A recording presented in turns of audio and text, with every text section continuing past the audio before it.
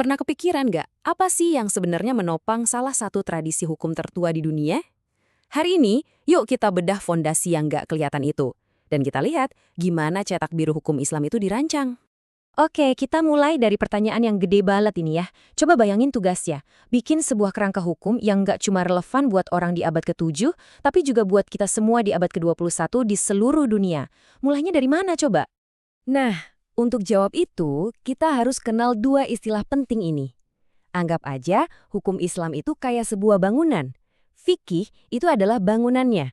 Hukum-hukum spesifik yang kita lihat, yang kita pelajari. Tapi yang menopang itu semua adalah usul fikih. Inilah fondasinya. Cetak birunya, cara berpikir untuk membangun hukumnya. Tanpa fondasi yang kokoh, ya bangunannya bisa rubuh kan?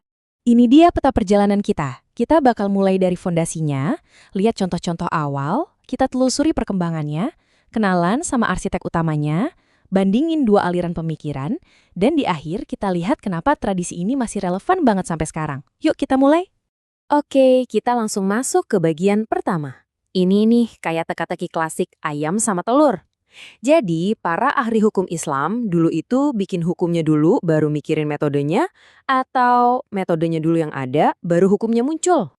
Kutipan ini nih langsung menjawab teka-teki tadi. Logikanya kan sederhana banget ya. Kita nggak bisa bangun rumah tanpa fondasi. Jadi, walaupun metodenya belum ditulis rapi jadi buku, cara berpikirnya, kerangkanya itu pasti udah ada duluan. Fondasi harus ada sebelum bangunan bisa berdiri tegak. Sekarang, kita coba mundur ke masa paling awal buat lihat gimana fondasi ini pertama kali diletakkan. Di zaman Nabi, metodenya tuh belum jadi teori rumit di buku teks, tapi udah jadi bagian dari praktik sehari-hari. Coba bayangin skenario ini. Ada dua orang sahabat lagi jalan jauh, masuk waktu sholat, tapi nggak ada air sama sekali. Aturan yang mereka tahu, tayamum, bersuci pakai debu itu boleh. Jadi, ya udah, mereka tayamum, terus sholat. Tapi, setelah itu... Nah, disinilah bagian pentingnya. Gak lama setelah sholat, mereka nemu air. Sahabat yang pertama mikir, tugas saya udah selesai, sholat saya tadi udah sah. Sahabat yang kedua mikir, wah, sekarang ada air, lebih afdol kalau saya sholat lagi. Keduanya pakai penalaran pribadi mereka, atau yang kita kenal sebagai ijtihad. Dan yang luar biasa apa? Nabi membenarkan keduanya. Ini menunjukkan kalau ada ruang untuk menalar ketika teks nggak ngasih jawaban hitam di atas putih. Oke, sekarang kita lihat contoh lain yang lebih terstruktur. Ini bukan lagi soal situasi yang nggak terduga, tapi soal sebuah kewajiban. Pertanyaannya, utang puasa orang yang sudah meninggal apa bisa dibayarkan sama ahli warisnya? Jawaban Nabi di sini brilian banget. Dan ini jadi cikal bakal dari penalaran analogis atau kias. Beliau nggak langsung jawab ya atau tidak. Beliau malah balik nanya, kalau ibumu punya utang uang, kamu bayar nggak? Tentu dijawab, ya. Nah, dengan menyamakan utang puasa kepada Tuhan dengan utang finansial ke manusia, beliau menciptakan sebuah prinsip hukum baru. Ini adalah prototipe dari sebuah metode yang sistematis. Setelah Nabi wafat, komunitas Muslim berkembang pesat banget. Islam menyebar ke wilayah-wilayah baru, ketemu budaya-budaya baru, dan pastinya menghadapi masalah-masalah yang sebelumnya nggak pernah terpikirkan. Kebutuhan hukum pun jadi ikut berevolusi. Di zaman Nabi, jawaban bisa langsung didapat. Di era para sahabat, kalau ada isu baru, mereka harus diskusi bareng buat mencapai kesepakatan atau ijma. Nah, di generasi berikutnya, para tabi'in, tantangannya makin kompleks lagi karena Islam sudah menyebar kemana-mana. Dan ternyata, geografi itu punya peran yang sangat besar. Di Madinah, pusatnya tradisi Islam, ulama di sana punya banyak banget akses ke riwayat Nabi. Mereka dikenal sebagai ahlul hadis atau orang-orang yang berpegang pada teks hadis. Tapi di Irak, sebuah pusat peradaban baru yang kosmopolitan, riwayat hadis lebih sedikit. Jadi ulama di sana lebih sering pakai penalaran logis atau ra'yu untuk memecahkan masalah-masalah baru. Bukan berarti yang satu anti logika dan yang lain anti teks ya, tapi cuma beda penekanan aja. Nah, perbedaan pendekatan ini kadang-kadang menimbulkan perdebatan, bahkan inkonsistensi. Di tengah dinamika inilah muncul seorang tokoh jenius yang akan mengubah segalanya, Imam Syafi'i. Coba bayangin deh bingungnya. Satu masalah yang sama, jawabannya bisa beda di Irak dan di Madinah.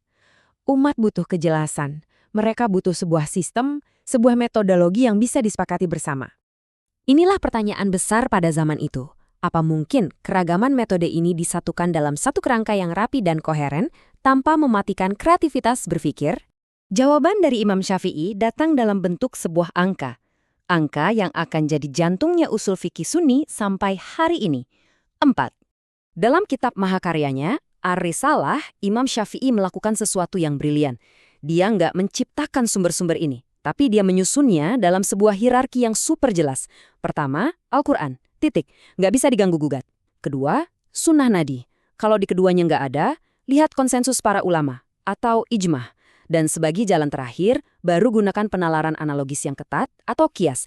Hierarki inilah yang menjembatani jurang antara Madinah dan Irak dan membuat beliau dijuluki Bapak Usul Fikih.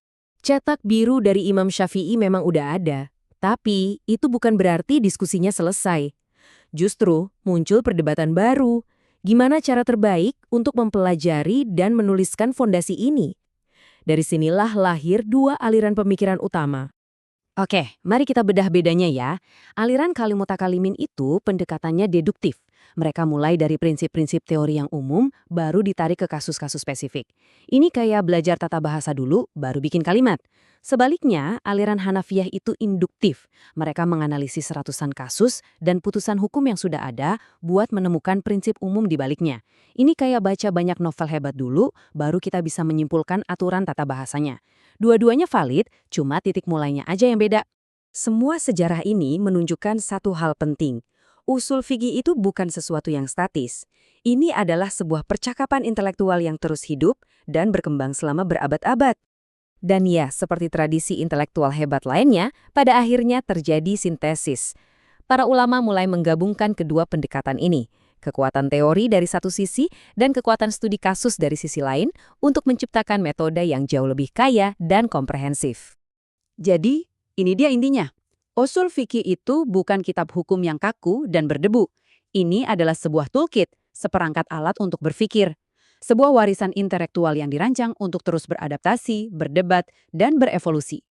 Dan ini membawa kita kembali ke awal tapi dengan sudut pandang baru. Saat kita sekarang menghadapi dilema modern, mulai dari kecerdasan buatan sampai rekayasa genetika, pertanyaannya bukan lagi apa jawaban dari masa lalu, tapi bagaimana toolkit penalaran yang canggih ini bisa kita pakai untuk membangun jawaban-jawaban baru. Inilah pertanyaan yang membuat tradisi ini tetap hidup dan relevan. Terima kasih sudah menyimak.